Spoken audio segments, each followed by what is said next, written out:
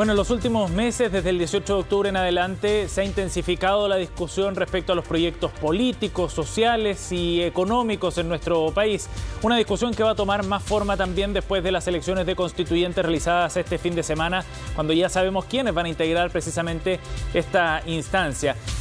Precisamente un libro va a profundizar en estos detalles, pero de manera bien concreta respecto a propuestas sobre cómo enfrentar este nuevo ciclo que está desarrollando nuestro país. El libro se llama Hacia un nuevo pacto.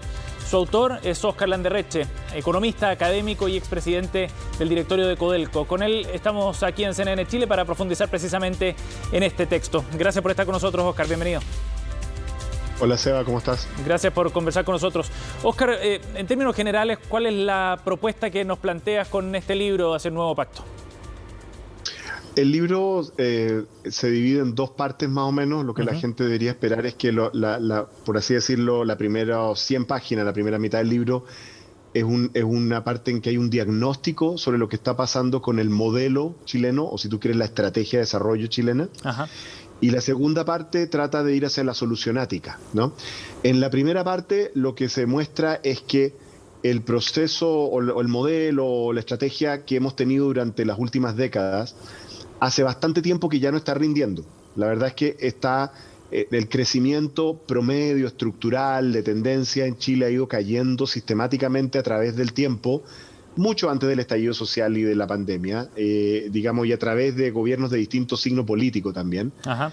Y también el proceso de reducción de la equidad que ocurrió un poco durante los años en que los gobiernos democráticos trajeron de vuelta algunos elementos de protección social, como la pensión básica universal, la salud, una serie de cosas. Eso también se detuvo. O sea, hubo una mejoría, pero que se detuvo. Entonces, el modelo no está rindiendo en cualquiera de las dos dimensiones, la que tú prefieras, digamos. Sí. Si te importan las dos, si te importa más una o la otra. Y eso ocurre hace como 10, 15 años, ¿no? A eso le adicionamos el hecho de que, aparte de la obsolescencia del modelo, que evidentemente está detrás de lo que está ocurriendo en términos sociales y políticos en Chile, hay amenazas que vienen de afuera. Una es el cambio climático, que ya está empezando a afectar nuestro territorio, la sequía, los incendios forestales, hay una serie de cosas que están ocurriendo, y las tecnologías que están sustituyendo el trabajo, ¿no es cierto? Las tecnologías que están haciendo que se necesiten menos trabajadores en el retail, en varios sectores. Claro. Entonces, es el diagnóstico y a partir de ahí se construye en la segunda parte del libro una propuesta de salida en la cual básicamente tratamos de entender qué es lo que han hecho países que se han encontrado en trances parecidos para salir adelante. Óscar, usted habla, cuando aborda precisamente las propuestas de una mesa de tres patas, dice derechos sociales garantizados, bienes nacionales de uso público, empresas estratégicas del Estado. ¿Cómo se articulan esos tres temas? Bueno, es que lo que ocurre es que en todas las estrategias de países que han salido adelante en este tipo de trance, si uno mira las Coreas, las Nueva Zelanda, las Canadá, las Irlanda, los países que han logrado, que en algún momento no fueron países tan prósperos, que lograron llegar a ser países de clase media, por así decirlo, y después llegaron al desarrollo, en todos esos países lo que ocurrió fue que el Estado asumió un rol estratégico y coordinador, ¿no? para una estrategia de desarrollo. Y ese rol estratégico tiene que ver con la construcción de acuerdos con las empresas, con los sindicatos y los trabajadores, con las comunidades, acuerdos para desarrollar sectores productivos que sostengan empleos de calidad, que sostengan niveles, o sea, obviamente ingresos mejor pagados, que sostengan una carga tributaria más alta que permita financiar, gastos sociales, digamos, más generosos, digamos, más redistributivos. Entonces, ese rol lo ha tenido siempre en todos estos lugares. En cada uno lo ha hecho un poquito distinto. Pero lo que yo identifico ahí son cuáles son los tres elementos, como por así decirlo, las tres manijas, ¿no?, básicas que tiene que tener ese Estado estratégico, ¿no?, desarrollista. Y esas tres manijas son, como tú bien dijiste, establecer cuáles son los derechos sociales garantizados, ¿no?, y cuáles son los mecanismos para financiarlo y sostenerlo y distribuirlo, ¿no? Segundo, cuál es el tratamiento que le vamos a dar a los bienes nacionales de uso público. Cuando uno dice esto, todo el mundo piensa en la minería, en el cobre y en el agua, pero hay más. Los territorios, por ejemplo, que sirven para hacer puertos, para hacer camino, el espectro radioeléctrico. Hay más bienes nacionales de uso público y todos están, la manera en que los tenemos organizados en Chile es bien discutible, es bien más o menos nomás. Sí. Y tercero, las empresas estratégicas del Estado, entre las cuales están las empresas como Codelco, ENAP, el Banco del Estado, pero también están crucialmente, y eso lo discuto con mucha profundidad en el libro, las universidades del Estado. Sí, ¿no? claro.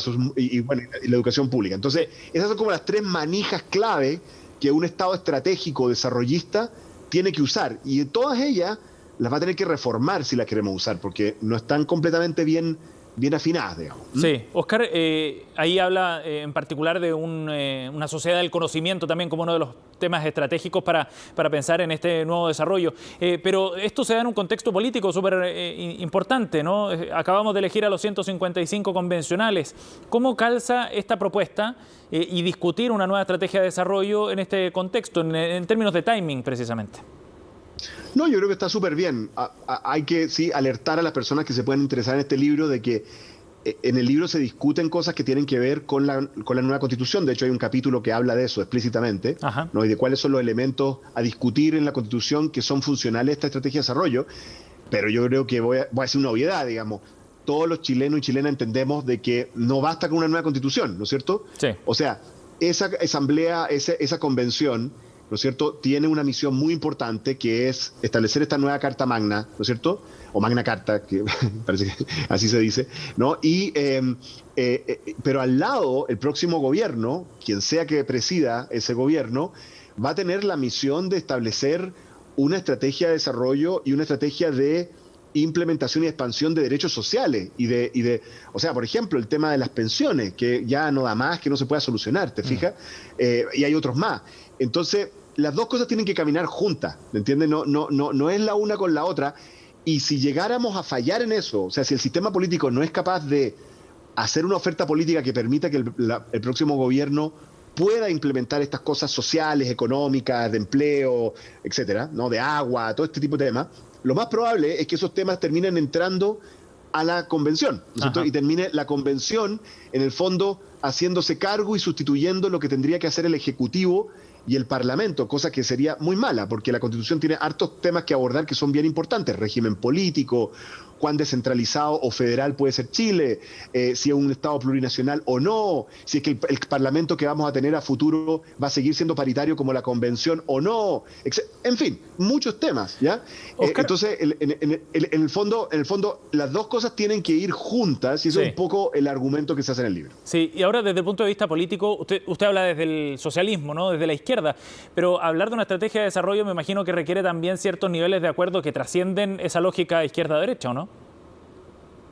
Sí, no tanto la trascienden. Estos pactos en los países en que se han desarrollado no se hacen con nadie renunciando a su identidad. Un pacto es un contrato al cual uno llega: yo tengo un interés, tengo una visión, tú tienes otra, ¿qué me das tú? ¿Qué te doy yo? Nos damos la mano y le echamos para adelante, ¿te fijas? O sea, así funcionan los pactos, es entre partes distintas, ¿no? Así que no implica renunciar, pero sí implica, desde las convicciones, desde el tipo de país que uno quiere construir, tener una conversación con los otros, ¿no? Sí. Y los otros son varios tipos de otros, porque siempre cuando se habla de esto uno piensa los otros, desde el punto de vista de la izquierda, es el empresariado, ¿no? Claro, ese es un otros, la derecha, el empresariado, ya, ese es uno. Pero hay otros, ¿no? Para la élite de Santiago, ¿no? Hay otros que son las élites regionales, ¿no es cierto? Claro. Las naciones originarias. En fin, entonces, esa conversación hay que tenerla para llegar a un entendimiento. Y bueno, esos procesos, yo no voy a engañar a nadie, no son procesos fáciles. La evidencia histórica en otros países muestra que son procesos muchas veces difíciles, a veces son un poco más largos de lo que se cree. Yo en eso creo que quizás los tiempos que están contemplados para el proceso constituyente en Chile están un poquito demasiado. Esto de tener la constitución más rápida del oeste, no sé si es una buena idea, francamente.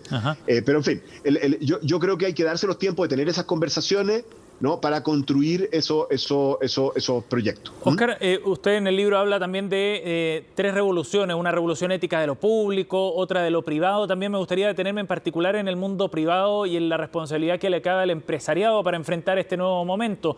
Muchas veces reacio quizás a cambios, menos a unas estrategias de desarrollo quizás planificadas centralizadamente. ¿Qué es lo que, o cuál es el rol más bien que le correspondería en ese sentido al sector privado y al empresariado en particular? O sea, a mí me tocó conocer el sector empresarial porque me tocó el cargo de presidente de Codelco, que es una empresa estatal, por supuesto, pero eso me permitió acceder y conocer un poco la cultura del mundo empresarial, particularmente de la minería, pero en general. Yo soy un profesor universitario, así que no necesariamente uno está tan metido en ese mundo, normalmente. Y constato que en ese mundo hay un problema, hay una tensión interna, ¿no es cierto? Y uno lo ve, por ejemplo, cuando ustedes reportan las elecciones de la CPC, de la SOFOFA, se ve que hay distintas visiones dentro del empresariado. Hay una visión más tradicional, ¿no? que siempre está llamando a la lealtad, por así decirlo, a el proyecto político, por ponerlo en simple, de los Chicago Boys, del ladrillo, ¿no? El de la dictadura, digamos, el que se heredó de esa época, ¿no? Hay un cierto llamado a volver y defender ese legado, ¿no? Y hay otro mundo más moderno que en cierta medida tiene un elemento generacional, son un poco más jóvenes a veces, no completamente, pero hay algo de eso, que sí ve a las empresas con un rol diferente, que no cree en esto de que las empresas su único rol sea ganar plata, que por supuesto tienen que ganar plata, pero además tienen que jugar un rol social. Sí. Y ese rol social implica hacerse cargo de su relación con el mundo y la política y la sociedad que los rodea.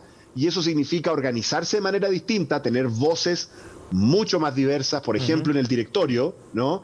Tener mecanismos de escucha, tener mecanismos por ejemplo, de valor compartido con la comunidad para que la comunidad sienta que la empresa es para ellos también, porque los beneficia que la empresa le vaya bien, ¿no? Es al revés.